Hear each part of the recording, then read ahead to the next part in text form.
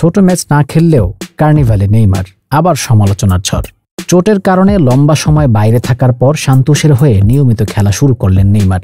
এর মধ্যে 7 ম্যাচ খেলে 3 গোল ও 3 অ্যাসিস্টেও আলো ছড়িয়েছেন এই ফরওয়ার্ড। কিন্তু এরপরই বাধা বিপত্তি।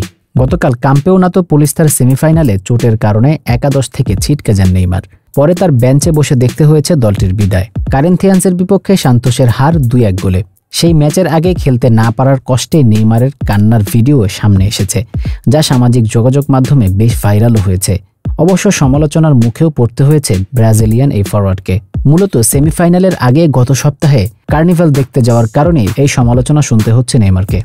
3 মার্চ সান্তোস ব্রাগান্বিত ম্যাচে বদলি হওয়ার কিছুক্ষণ পরই নেইমারকে দেখা যায় কার্নিভাল প্যারেডে। চোট শঙ্কা নিয়ে নেইমারের পার্টিতে যাওয়ার বিষয়টি মানতেই পারছে না অনেকেই। জনপ্রিয় লেখক কাসা গ্রান্দে জুনিয়র সামাজিক যোগাযোগ মাধ্যমে লিখেছেন, সে সেমিফাইনালের বদলে কার্নিভালকে বেছে নিয়েছে। নেইমারের গত 5 বছরের আচরণ আবার ফিরেছে। সে নিজের মজা ও আনন্দের জন্য পেশাদারের দিকে বেখেয়াল হয়ে পড়েছে। অন্য আরেক সাংবাদিক যেমনটা লিখেছেন, এটা সমর্থন করার মতো নয়।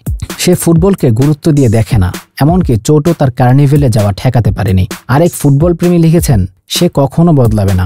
অন্য আরেকজনের মন্তব্য তো এমন, চোট নিয়ে নেইমারের কার্নিভালে যাওয়া তার নিবেদন নিয়ে প্রশ্ন তোলে। আরেকজন ভক্ত লিখেছেন, সে কখনোই বদলাবে না, অথচ বার্সা সমর্থকেরা তাকে দলে ফেরত চায়। আবার এমন সমালোচনা থামাতেই হয়তো সান্তোস নেইমারের কান্নার ভিডিও প্রকাশ করেছে, যেখানে সেমিফাইনালের আগে অশ্রুসিক্ত নেইমার সতীর্থদের উদ্দেশ্যে বলেন, এ ধরনের মুহূর্ত খুবই কঠিন। আমি সব দিক থেকে নিজেকে নিয়ন্ত্রণ করার চেষ্টা করেছি। যদি সম্ভব হয় আপনারা আমার পাশে থাকবেন। আপনারা জানেন না মনের দিক থেকে আমি মাঠে নামতে কতটা উন্মুখ হয়েছিলাম। এদিকে নিজের চোট নিয়ে ইনস্টাগ্রামে নেইমার লিখেছেন, আমি যে কোনো মূল্যে মাঠে থাকতে চাই এবং দলকে সহায়তা করতে চাই, কিন্তু গত বৃহস্পতিবার আমি অস্বস্তি বোধ করি, যা আমাকে মাঠে নামা থেকে বিরত রেখেছে। চোটে পড়লেও কোচ পেদ্রো কাইজিনহা নেইমারকে বেঞ্চে থাকতে বলেছিলেন। নেইমার তার কথাও শুনেছেন, যদিও তাতে কোনো লাভ হয়নি। বেঞ্চে বসেই দলের বিদায় দেখেছেন তিনি।